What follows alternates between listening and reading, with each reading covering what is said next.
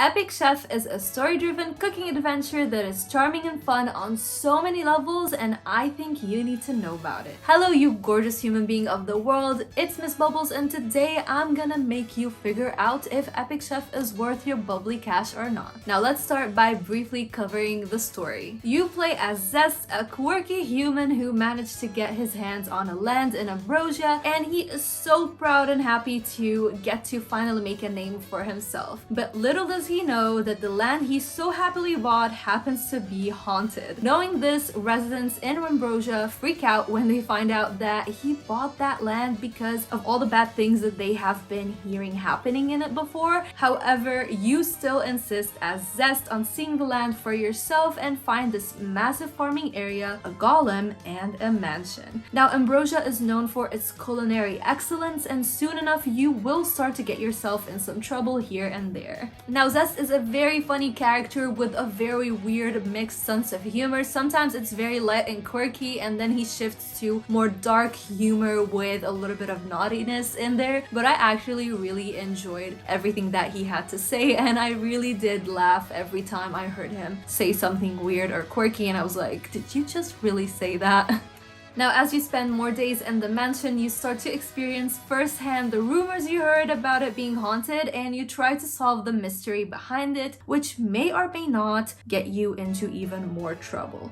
Now, the story follows a linear format where you move from one story quest to the next, and all of these are inspired by the writings of Terry Pratchett, who was known for his English fantasy novels and comical works. Sorry if I butchered his name. Don't fight me. Thank you. Now, even when the story itself managed to entertain me for hours, what really hooked me is the gameplay aspect. As I mentioned, you have your own mansion, and in there you can grow crops which happen to grow very fast because of some kind of unknown phenomenon that takes place within the soil. So whenever you grow a new plant, you have a number of times in which you can harvest it, and after which you have to plant the seed once again. In addition to that, you will gather some blueprints, and these will let you get introduced to machinery on the farm for different purposes and to get even more materials. And I will say some of these machinery can upset some people when it comes to the way they deal with things like, let's say, gathering meat. So if you find that offensive, just from now, just let the game go. But the blueprints overall also help you organize and arrange things the way you want them to be on the farm, and you have that little extra edge in making your farm unique to you. But of course, there is a reason why you are growing all of these crops. After all, this is all about cooking. The game is called Epic Chef, and you need those ingredients to cook.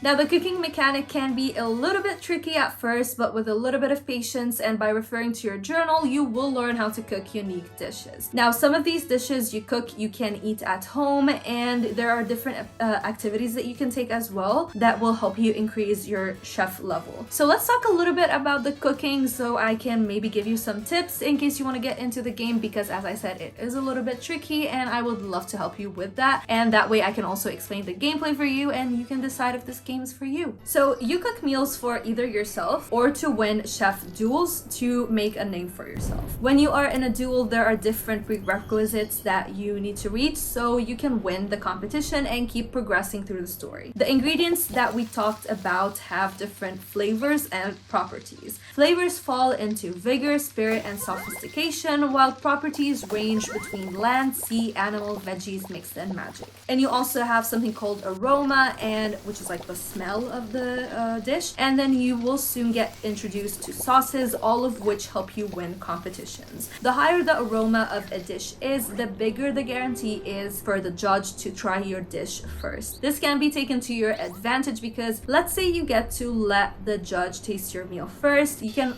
use like a sauce in your dish, which makes the judge give less points for any dish after your round if it's, let's say, sophistication. So let's put this in an example. When it's time for the judge to judge your opponent's dish, Jesus, I said so many judge in this, but they will be in trouble because now you have altered the judge's taste to your own advantage. I really hope that made sense, but once you play the game, you will understand it even more. Now, when cooking, you can mix ingredients to increase aroma. You can use certain elements and ingredients together to increase their flavor, and this is all necessary if you want to have the leverage in the competition. competition. You can see which ingredients mix best together when you go to add them in the pan, and I suggest that you let them simmer a little bit before you stir or add more ingredients to increase the aroma. So yes, it's a little bit sophisticated and complicated at first. Maybe everything that I said sounded like gibberish, but I feel like this added extra touch of challenge is really fun, and that is, after all, what kept me hooked in this game. Now, the culinary duels are hilarious, and eventually you also get to own your own restaurant with a reputation to maintain and the ability to customize it in a few ways. As for Ambrosia itself, it isn't the biggest world you will see. It's pretty small, and I think this is actually very good for the game. You have different shops to visit, so you can upgrade your house, and you will meet NPCs that have repetitive quests for you to get money and buy accessories and such. So everything that I've said already is pretty positive in my opinion, but of course I do have a few gripes with the game, and let's talk about them. First, the walking speed is super slow, and yes, at some point you will be able to travel faster with your pet companion, but until you unlock that, you will be walking slower than the turtle for a while.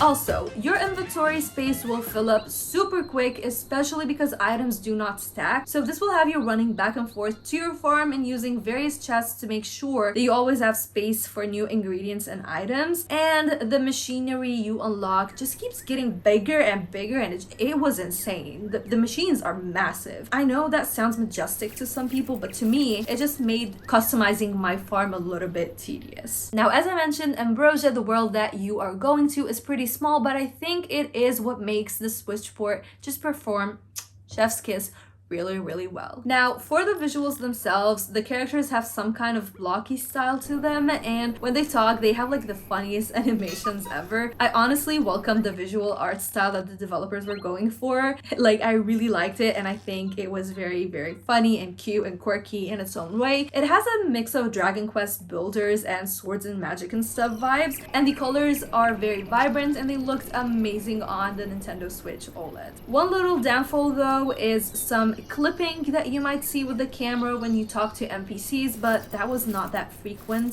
thankfully. There's also a little bit of, like names are misspelled, like you will see them spelled some way when you see the person in the world, but then you will see it otherwise when the person is talking to you, so there was like a little bit of inconsistency in that, but I didn't really care. As for performance, loading screens were quick, and I had no issues with any bugs, and it was just all smooth sailing for me. Moving on to voice, sound effects, and music, there is absolutely no voice acting in this game, just to be clear. There's more like mumbling, I guess, and at some point, like, the judge makes some really funny noises and sounds like this. As for sound effects, everything was working fine. It added to the immersive aspect of the game, and I found it kind of funny. There's like, when you throw a lot of things in your inventory, a farting sound happens, and I just thought that was hilarious. As for the music, it wasn't anything crazy or super memorable. It served its purpose, and I honestly just toned it down, and I did not really care for it. I did not find myself like humming to the song as I usually do when I like music in the game. It was just, you know, it was good. It was fine. So let's decide if this game is for you. We're gonna say this game is for you if, this game is not for you if, and then the final verdict based on my own personal experience, not based on my own bear. What the hell is a bear? I don't know, but let's get to it.